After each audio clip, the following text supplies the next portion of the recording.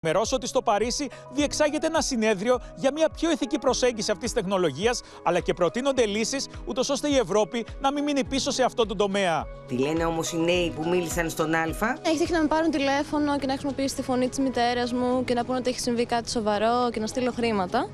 Και απλά νομίζω ότι θέλει προσοχή. Η κίνδυνη, εντάξει, είναι πάρα πολύ. Δηλαδή, μπορεί να αλλοιώσει φωτογραφίες, να αλλοιώσει συζητήσεις. Τώρα έχουμε δει λίγο εικόνες να αλλάζουν.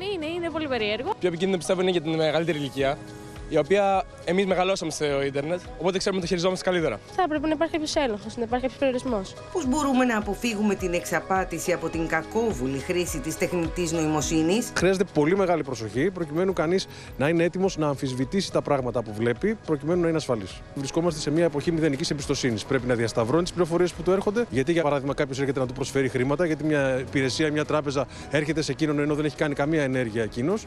Οπότε πρέπει γενικώς να μπούμε όλοι σε μια λογική επιφύλαξης και προσοχής.